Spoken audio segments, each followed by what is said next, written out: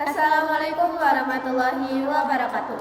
Perkenalkan, kami dari kelompok 9 kelas A Indralaya yang beranggotakan saya sendiri Denisa Putri Arliani dan teman saya Amoriza Ramadhanti. Di sini kami akan membahas mengenai lipid. Dengan tujuan mahasiswa mampu mengkaji materi tentang lipid dan membran dalam kehidupan sehari-hari. Selamat menyaksikan. Lipid adalah kelompok senyawa kimia yang beragam yang ciri umumnya adalah ketidaklarutan dalam air. Fungsi biologi lipid sangat beragam seperti sebagai sumber energi dan pembentuk membran sel.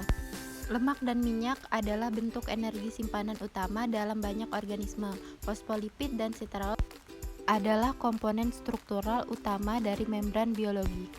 Lipid lain memainkan peran penting sebagai kofaktor enzim, pembawa elektron, pigmen penyerap cahaya, ikatan hidrofobik untuk protein, pendamping yang membantu lipatan membran protein, agen pengemulsi dalam saluran pencernaan hormon, dan pembawa pesan intraseluler.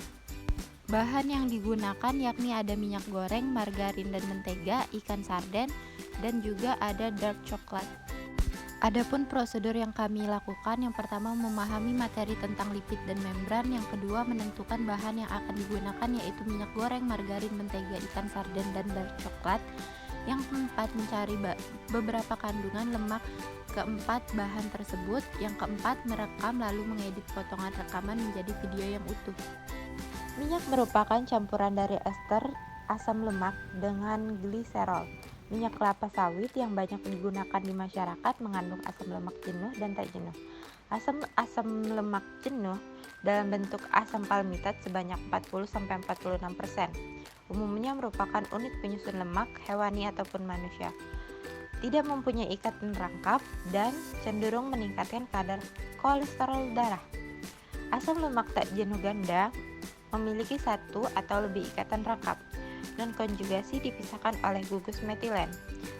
Predominan di sebagian besar tanaman, cenderung untuk menurunkan kadar dari kolesterol darah, meningkatkan eliminasi kolesterol dan garam empedu melalui feses. Pada minyak kelapa sawit, kandungan asam lemak tak jenuh tunggal adalah asam oleat sebanyak 39-45%. Sedangkan asam lemak tak jenuh majemuk terdapat dalam bentuk asam linoleat sebanyak 7-11%. Asam lemak tak jenuh yang terbanyak adalah asam oleat. Mentega berasal dari lemak hewan dan biasanya mengandung lebih banyak lemak jenuh 66% dibandingkan lemak tak jenuh 34%. Mentega mengandung lebih banyak lemak tidak jenuh 85-87% dibandingkan lemak jenuhnya. Mentega mengandung sejumlah asam butirat, asam laurat, dan asam linoleat. Jumlah asam lemak jenuh, asam lemak tidak jenuh tunggal, dan asam lemak tidak jenuh majemuk pada mentega masing-masing berkisar 47,35 berbanding 26,10 dan 2,24 gram per 100 gram. Nah, margarin berasal dari lemak tumbuhan yang berkisar 13-15%. Jumlah asam lemak jenuh, asam lemak tidak jenuh tunggal, dan asam lemak tidak jenuh majemuk pada margarin masing-masing 29,2, 34,61 dan 13,78 gram per 100 gram.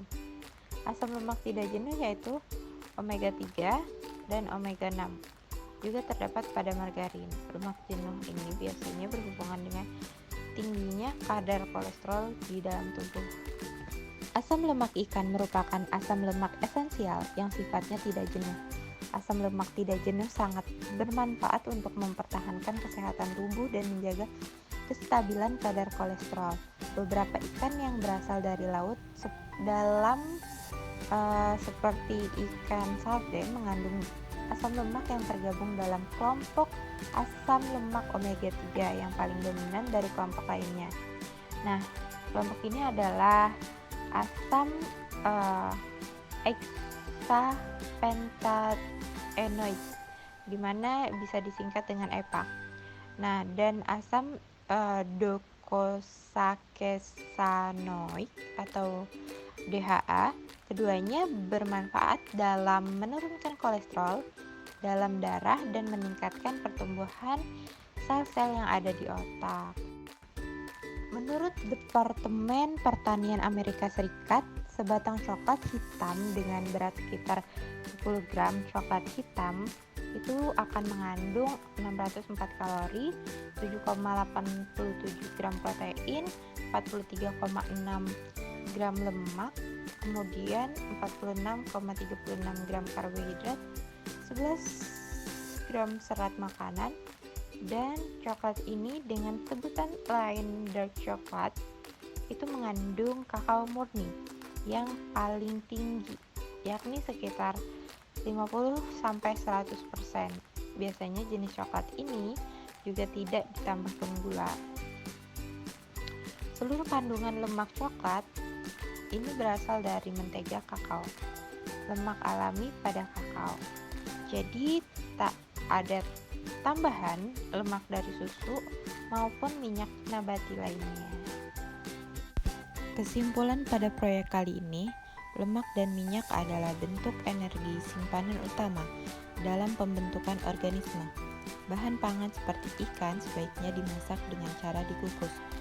Di dalam ikan mengandung asam lemak omega 3 yang mudah sekali mengalami kerusakan akibat pemanasan seperti penggorengan akibat proses dari oksidasi.